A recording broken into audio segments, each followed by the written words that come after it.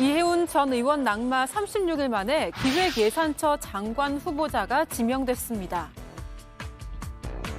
해양수산부 장관의 황종우 해사협력센터 국제협력위원장이 기획예산처 장관에는 박홍근 국회의원이 지명됐습니다.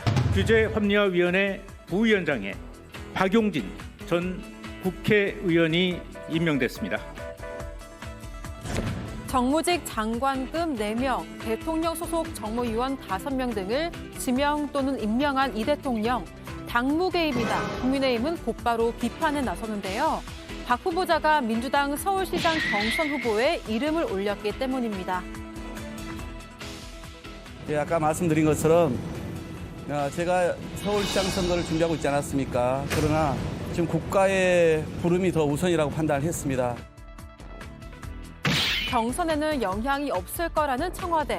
나라 곳간 열쇠를 쥔 예산처 장관 후보자의 4선 중진을 발탁하면서 국정 운영에 동력을 더하고 있습니다. 예, 사실 이해운 기획예산처 장관 후보자 이후에 기획예산처가 수장이 비어 있었구나를 잠시 잊었었는데 어제 인선이 발표됐습니다. 박홍근 의원이 지명이 됐습니다. 부처가 빨리 또 자리 잡기 위해서는 수장이 들어서야 하겠죠. 김유정 의원님. 무난히 통과할 수 있는 인물로 낙점됐다고 보십니까? 글쎄 저는 박홍근 의원이라면은 충분히 역량이 있다고 생각하거든요. 또 국회에서 원내대표도 지냈습니다마는 예결위원장도 지냈었거든요. 예. 그러니까 국가 예산과 관련한 전반적인 일들을 다 해본 경험이 있기 때문에 예결위원장을 했다는 건 상당한 도움이 되는 그런 직책이었거든요. 네.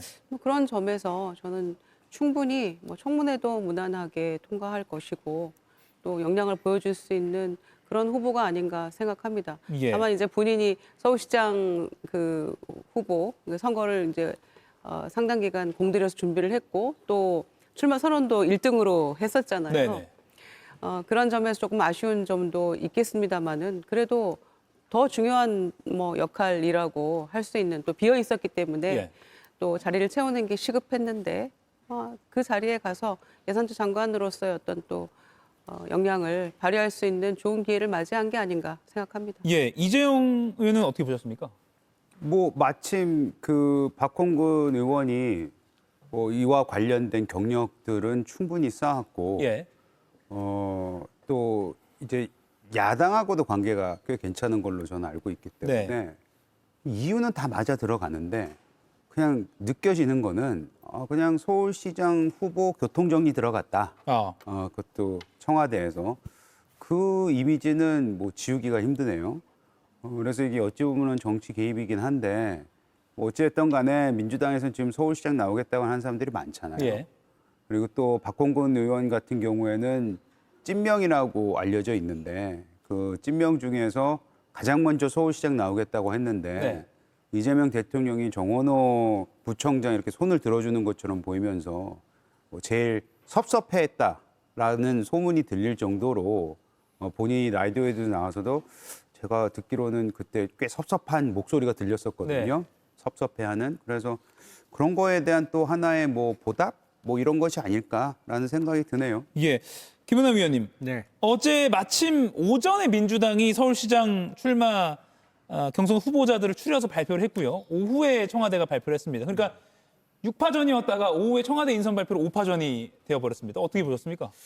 근데 이게 예를 들어서 서울시장 출마자가 두세 명이었다고 하면 경선 구도에 큰 변화를 가져올 수 있겠죠. 예. 그중에 한 명이 이제 빠져나가면. 근데 6명이나 됐어요. 그리고 박홍근 후보자가 4선 의원의 원내대표 출신임에도 불구하고 그렇게 여론조사의 지지도가 높게 잡히지는 않았었습니다.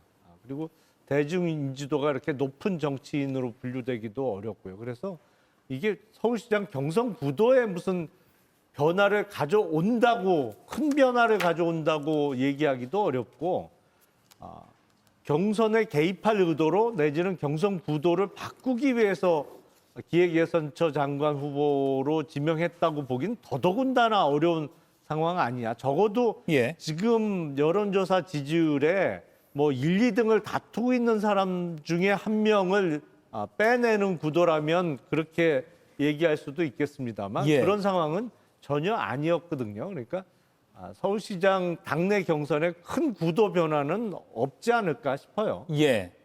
박홍근 의원 입장에서 좀 서운할 수 있겠지만 김영남 위원 분석대로 뭐 실제 여러 제가 구체적인 수치를 말씀드리긴 어렵습니다만 뭐 가상 대결 이럴 때 양자 대결 할 때도 거기선 많이 빠져 있는 경우가 많았기 때문에 그렇게 또 주장을 하셨습니다. 냉정하게 들릴지 모르겠습니다만 객관적으로 얘기를 해야죠. 예. 이재명 대통령의 그 발언보다 김영남 의원의 저 발언이 더 섭섭할 것 같아요. 예, 알겠습니다.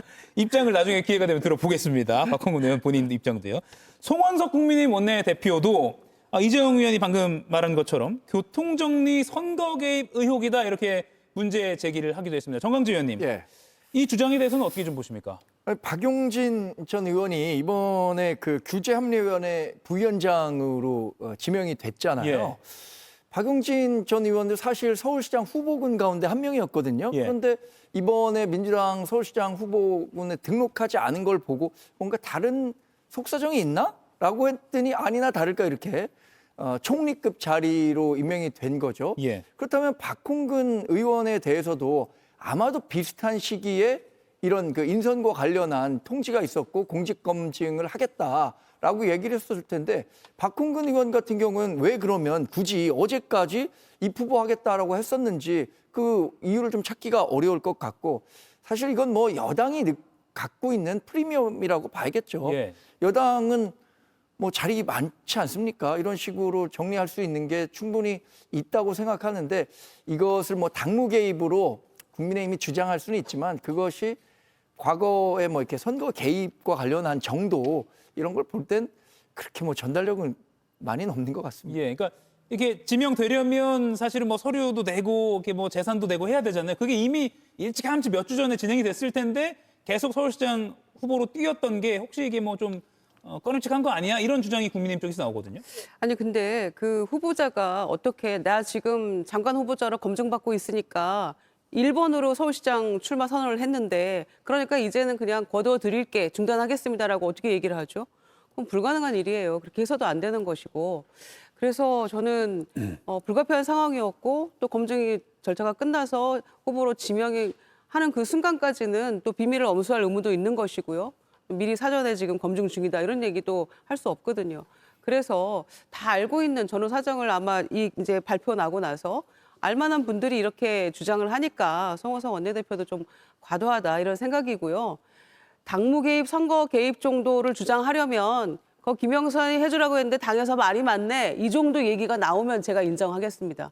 그런데 그 윤석열 전 대통령 얘기에 침묵했던 국민의힘에서 지금 여러 명의 후보군 가운데 한 명이 장관 후보자로 지명이 됐다고 해서 그걸 선거 개입, 당무 개입이다라고 주장하는 것 부끄러워하셔야죠. 예, 이런 논란에 대해서 홍익표 청와대 정무수석은 언론에 나와서 이렇게 밝혔습니다. 들어보시죠. 제가 보기에는 그 서울시장 구도에 큰 영향을 주지 않을 거고 그리고 강요해서 당신 이거 안 받으면 뭐 진짜 가만 안 둬. 뭐 이런 식의 분위기였다면 이거는 뭔가 개입이죠. 그러나 본인의 자발적 의지가 작용된 거지. 뭐 그 청와대의 어떤 의지가 작동해서 경선 구도를 고의적으로 정리하거나 또는 구도를 만들 그런 것은 전혀 없다 이렇게 말씀드리고 싶습니다. 예.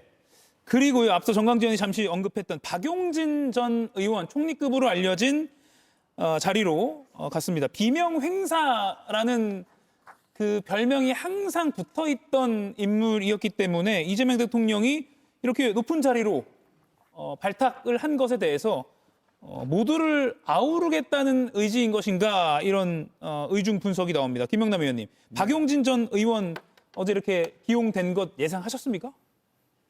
글쎄요, 박용진 전 의원의 기용보다 더 의외의 인물이 같은 그 위원회 부위원장으로 지명이 됐죠. 이병태 교수요. 이병태 교수가 더 의외의 인물이죠. 박용진 전 의원은 뭐 물론 지난 총선에서 공천을 받지 못했습니다만 그 공천 탈락에 불복해서 뭐 탈당을 한다든지 뭐 어떤 민주당을 향해서 악담을 하거나 이런 건 전혀 없었거든요. 어쨌든 뭐 본인은 서운한 마음이 있었겠습니다만 이른바 승복을 한 것이죠. 그리고 민주당을 떠나지 않았고 지켰고 그리고 원래 민주당 출신의 이른바 같은 진영 출신이다 보니까 능력이 있으면 얼마든지 기용될 수 있는 인물인데 저는 기사를 보고 박용진 전 의원의 지명보다 훨씬 의외다라고 느껴진 게 이병태 교수예요. 사실은 지난 대통령 선거 때 지지 선언인가요? 뭐 합류 선언이 있었죠. 그러다가 이런저런 과거의 발언 때문에 문제가 돼서 이루어지지 않았습니다만 예. 이병태 교수는 평소에 언론에 이렇게 기고하는 글의 내용을 봐도 뭐랄까요? 그 민주당이 지금 중도 흡수 전략 내지는 중도 우파까지 다 중도 보수까지 다 아우르는 정당이 되려고 노력하고 있습니다만 그럼에도 불구하고 과연 그 범위에 포함될 수 있는 인물인가라는 의문이 들 정도로 뭐랄까 한쪽에 조금 많이 치우친 주장을 하셨던 분이거든요. 예. 어떤 경제 철학적인 관점에서 보더라도 거의 자유방임 형태의 기업의 자유를 강조하던 인사이기 때문에 저는 이병태 교수가 규제합리화위원회 부위원장, 그게 총리급으로 일컬어지고 있는 자리에 기용된 게 더 의외라고 생각이 듭니다. 예, 정광재 의원님. 예. 박용진 전 의원, 이병태 교수 같이 좀 평가를 분석드릴게요. 저도 그 부위원장급 3명을 인선했는데 예. 어떤 일관된 흐름이 없더라고요. 기업 출신, 비명 인사, 또 본인과는 그 이념적으로 굉장히 대척점에 있는 분을 임명을 했는데 정말 좋은 뜻으로 해석하면 경제 정책과 관련해서는 좀 보수적으로 문제점들을 해결할 수 있는 사람들을 찾겠다라는 뜻으로 해석할 수 있을 것 같은데 저는 그 인선보다는 그럼 과연 이 사람들이 규제합리화위원회에 가서 정말로 얼마나 의미 있는 규제 혁파에 나설 것이냐 그걸 봐야 한다고 생각하고요. 이병태 교수의 임명은 저는 민주당에는 새로운 어떤 분란의 씨앗이 될 수도 있겠다라고 생각합니다. 조국 혁신당과의 합당 과정에서 민주당의 본류, 지류 이런 논쟁이 있었잖아요. 이병태 교수는 과거 문재인 정부 시절의 소득주도 성장에 대해서 아주 원색적으로 비난을 했던 분입니다. 그래서 지난 대선 과정에서도 이재명 대통령 캠프에 합류하는 것을 두고 당내 반발이 있었기 때문에 합류하지 못했었거든요. 근데 이 과정을 보고 과연 뭐 정청래 민주당 대표나 아니면 민주당의 본류를 자부하고 있는 이른바 친문 정치인이라든가 86세대 운동권 정치인들은 어떤 판단을 하고 있을지 사뭇 궁금해집니다. 예. 김유정 의원님. 예, 그러니까 이재명 대통령이 당대표 시절과는 사뭇 다른 모두의 대통령이 되겠다 이렇게 얘기를 하면서 인사도 이렇게 보수와 진보를 아우르는 탕평 인사에 또 심혈을 기울이고 있는 그런 와중에 이제 박용진 그 부위원장 네. 위촉이죠. 위촉은 굉장히 잘하셨다 생각하고요. 그 대선 때 대통령 직속의 국민화합위원장 맡을 때부터도 아마 언젠가는 대통령이 되면 또 기용하겠다라는 그런 생각을 대통령이 염두에 두고 계셨던 게 아닌가 생각을 하고요. 또 하나는 지금 이병태 교수, 그다음에 이제 남궁범, 삼성 출신이죠. 맞습니다. 이 세 사람이 저는 규제합리화위원회 부위원장이 된 것은 그 삼성에 대해서 계속 공격했던 박용진 의원, 네. 또 이 규제 개선과 관련해서 상당히 의정 활동에 심혈을 쏟았었죠. 그리고 삼성 출신의 남궁범 부위원장, 또 과거에 이제 보수 출신이긴 합니다만 막말 논란으로 이제 문제가 됐었던 이병태 교수가 저는 이 위원회에 어떤 삼각 편대를 이루어서 저는 역할을 할 수 있을 거라고 생각합니다. 예. 그래서 어떻게 보면 굉장히 그 조화가 좀 이상한데라고 생각할 수도 있지만은 각각의 다른 영역에서 세 사람이 굉장히 시너지 효과를 발휘할 수 있을 것이다 생각을 하고요. 이제 아까 말씀하신 이병태 그 부위원장에 대한 인선에 대해서 여러 가지 과거 막말 논란이 있었고 또 문재인 정부나 또는 뭐 세월호 관련해서도 이거 좀 용서 안 된다 이런 의견들이 있습니다만은 그래서 임명이 위촉이 되었으니 기회가 되면 저는 사과하는 게 맞겠다라는 생각인데요. 좀 전에 속보를 보니까 용서를 구하고 진심 어린 이해와 용서, 과거 막말 논란에 대해서 송구합니다 이런 뭐 속보가 나왔더라고요. 예. 그래서 본인이 이 기회에 과거의 어떤 그 잘못된 그 언행에 대해서 털고 가면서 그 규제합리화위원회에서 제대로 된 어떤 능력을 보여준다면 이재명 정부 성공을 위해서도 기여할 수 있는 그런 기회가 된다면 저는 뭐 보수와 진보를 아우르는 그런 위원회로서 명실상부한 어떤 위치를 갖게 될 것이고 또 이 정권의 성공을 위해서도 영향을 발휘할 수 있는 좋은 기회가 되지 않을까 생각합니다. 예, 이병태 카이스트 교수가 조금 전에 페이스북에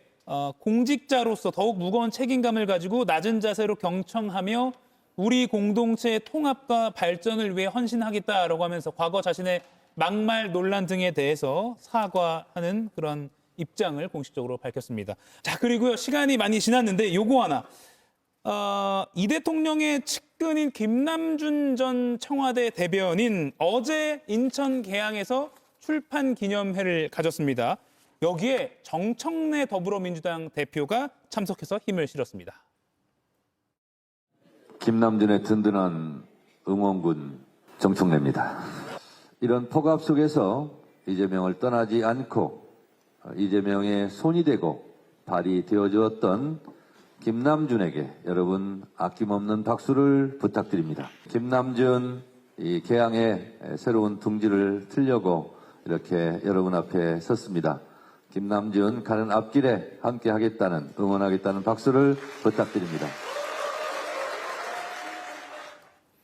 예, 그리고 오늘 송영길 전 더불어민주당 대표가 또 출판 기념회를 한다고 되어 있습니다. 이재용 의원님 먼저 해줄게요.